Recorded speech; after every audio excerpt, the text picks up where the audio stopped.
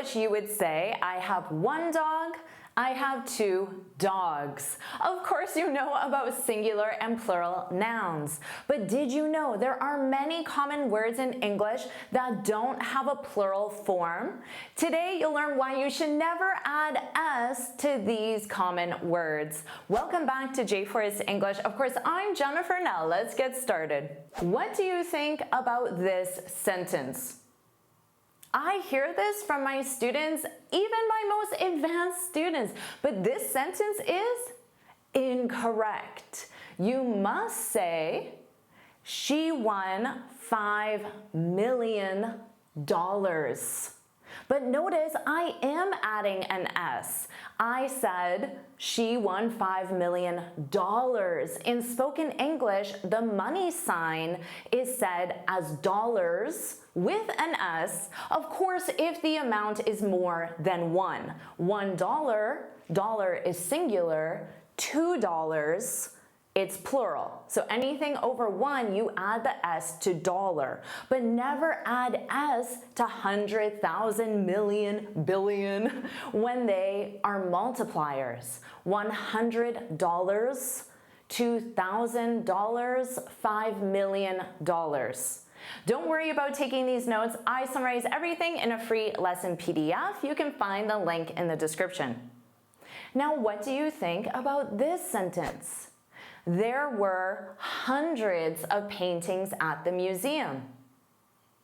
This sentence is correct. Here, you can add s to 100 because it functions as the noun. It means many hundreds, so it's plural. You can add s when the structure is number word plus of plus noun. And this is for 100,000, million, billion. For example, Jennifer has thousands with an S, thousands of videos on YouTube. And do you want me to keep adding videos so soon it's millions of videos? If you do, put more, put more in the comments. What do you think about this sentence? I have a lots to do tonight.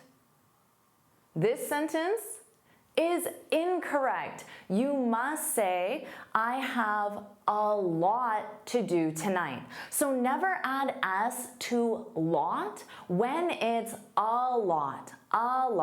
And it's very common to say a lot plus of plus noun. For example, I have a lot of things to do tonight. Or my team has a lot of bugs to fix. A lot of students make this mistake because natives commonly use lots. And here, you must add an S. For example, she has lots of chores to do. Now, because lots is plural, you cannot add an article. So never say she has a lots of chores to do. Remember, the two structures are a lot of something or lots of something, but don't combine them together. You can't say, we bought 2 lands. You must say, we bought 2 plots of land, because land is uncountable. Land represents a property that doesn't have a house on it, maybe it's agricultural or it's just trees. That would represent land. Now, plots, singular or plural, depending if you have 1 or 2, is the unit of measurement. And it's the unit of measurement that takes the plural form with an uncountable noun. You could also say there is some land for sale in that area. So you can use some, much, a lot of, plenty of. These are uncountable modifiers. Now, you can also choose a countable noun, such as properties or farms. And you can say there are many properties for sale in that area. So remember, many is used with countable nouns. What do you think about this sentence? She drives to work every day. This sentence is correct. You know that. What about this sentence? She has drives. You probably know this sentence looks weird, right? This sentence is incorrect. You must say she has drive. In this sentence, drive is not the verb to drive. She drives to work. Drive is a noun, an uncountable noun. It's the same as motivation, determination, ambition. So it's the inner force that pushes someone to achieve goals, work hard, or succeed. And all of these nouns are uncountable. For example, my students, like you, have so much drive. Or you can say, she has a lot of motivation. Marcus has plenty of determination. Or my company has lots of ambition. Speaking of company, don't say, my new company has many staffs. You must say, my new company has a lot of staff, or whatever modifier you want that matches an uncountable noun, because staff is uncountable. Now, staff refers to everyone employed, so it does refer to more than one person, but the word is uncountable. You could use a countable noun and say, my new company has many employees, or you can be specific and say, my new company has 50 employees. But you cannot say, my new company has 50 staff. You cannot use a specific number before an uncountable noun. But you can say, my new company has hundreds of staff. You can use that model that we already learned with uncountable nouns. Or, again, you can use a countable noun and say, my new company has many technicians, engineers, managers. So specific job titles are generally countable. What do you think about this sentence? There were 3 persons at the party. This sentence is incorrect. People is the plural of person. There was 1 person in the elevator. There were 2 people in the elevator. Persons is only used in official government or legal English. Now, this confuses students because they see public signs, like in elevators, that say maximum 21 persons, and they think it's the plural of person. To be clear, natives don't use persons in everyday English. Natives use people as the plural of person, and you should too. Just make sure you don't say there were 3 peoples at the party. Remember, people is the irregular plural of person. So do not add an S to people. It's already plural. Now, people is countable. It's just irregular. Now, because it's countable, you can use a plural number plus the word people. Remember, you cannot do that with uncountable nouns, but you can say, I saw 10 people I know at the festival. Or you can say, I saw many people I know at the festival. Because remember, you use many plus countable nouns, and people is a countable noun. It's just irregular. Don't say she made an announcement to the publics. You must say she made an announcement to the public. Public is uncountable. Now, it refers to people, so it has a plural meaning, people in general or the whole community, but the word is uncountable. You might say the museum is open to the public, so general people. You can say 50 members of the public. Remember, you can't use a specific plural number with public because it's uncountable. But you can use a unit of measurement like members. 50 members of the public attended the meeting. Or you can say much of the public disagreed with the decision. Now also notice the article the is used when public is the noun. So we say the public. Don't say we offer a 30 days trial. Although I hear this a lot. You must say we offer a 30-day trial. Because here 30-day is an adjective. It's an adjective describing a time period. And remember, adjectives don't have singular or plural forms. So it's not that it's uncountable, it's that it's an adjective. And there are no singular or plural forms. But you can absolutely say my trial lasted for 30 days. Now in this sentence structure, you would use the plural and say 30 days because here it functions as a countable noun. It represents the time reference.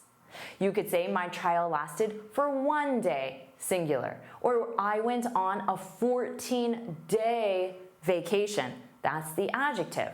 Or I went on a vacation for 14 days, which is the plural noun. Don't say we need to remove many clutters from the office. You must say we need to remove clutter from the office. Or you could add on a lot of clutter from the office or another uncountable modifier. Now, clutter means disorganized items. So you could use a countable noun and say we need to remove many items or many things from the office. Or we need to remove all the boxes and folders from the office. Again, these represent what clutter is, but those words are countable. Using the uncountable word, you might say, clean up the clutter in the spare room before our guests arrive. Don't say there are dusts on the shelf because the word dust is uncountable. So you must say there is, singular verb, there is dust on the shelf. So of course dust represents fine particles that collect on surfaces. It's also the verb to dust. Now you can say there are dust bunnies under the bed. Have you ever heard of this? Well, notice I'm using the plural bunnies. Now dust bunnies, they are balls of dust. And it can be singular or plural. So you can say, wow, that's a big dust bunny, which means one ball of dust. And using the uncountable word dust, you can say there's so much dust under the bed. Or you might say, I'll tackle the dust and you tackle the clutter. Two uncountable nouns. Don't say we're running out of storages, because that is uncountable. We're running out of storage. You can say, my computer is low on storage. So storage is commonly used with devices. Now it's also used in the home, so you might say, sorry, I can't help you with your clutter because my condo has no storage. So I can't keep your boxes and folders and all of your things that represent the uncountable clutter. Common modifiers for storage are ample, extra, enough, or sufficient. So you might say, you can bring your clutter to my house. We have ample storage. So ample means a lot or enough. Now you can use countable words that represent storage, such as there are, plural noun, there are 5 lockers. Or maybe there are 5 containers available for students. Don't say we're out of powers. You must say we're out of power. Now in this context, power means electricity or energy. So you can say the electricity is out. Notice that is uncountable as well. Or the power is out, uncountable. Or you could say solar panels supply all the power for the building.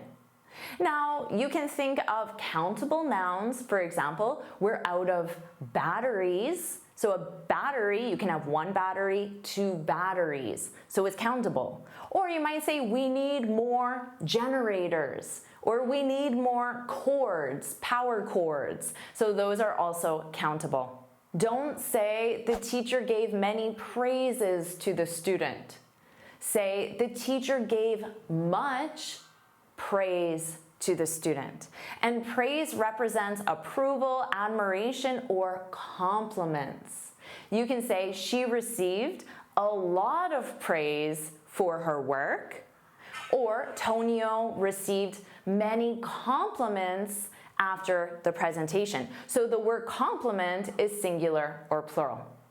Now you could also say the team received multiple company awards, which could be a form of praise. And again, that is countable. Don't say she gave many comforts to her friend. Say she gave much comfort to her friend. And here, comfort, which is uncountable, it represents emotional support, and it can also represent physical touch. I gave my mom so many hugs and kisses when I saw her. So hugs, kisses, those are countable nouns, and comfort is uncountable. You might say a kind word can bring comfort to someone in need. Or she provided plenty of comfort to the grieving family, either through her words or physical touch. Don't say, I have many experiences in marketing. You must say, I have much experience in marketing. It's also very common, especially in a job interview process, to use the word significant. I have significant experience teaching English, for example, which sounds very professional. You can say he gained valuable experience during the internship, or you can use a countable noun. He completed 3 internships in marketing. So that can tell you about his experience. Or she completed 4 courses on marketing. Or my team has attended many workshops on marketing. Now, the word skill is countable, so you can say, I have many skills and much experience teaching English. And hopefully my skills and experience were evident in this lesson. So do you want me to keep helping you with your English? If you do, put yes, yes, yes, yes, yes, yes, put yes, yes, yes in the comments. And of course, make sure you like this lesson, share it with your friends, and subscribe so you're notified every time I post a new lesson. And you can get this free speaking guide where I share 6 tips on how to speak English fluently and confidently. You can click here to download it or look for the link in the description. And here's another lesson I know you'll love. Watch it now.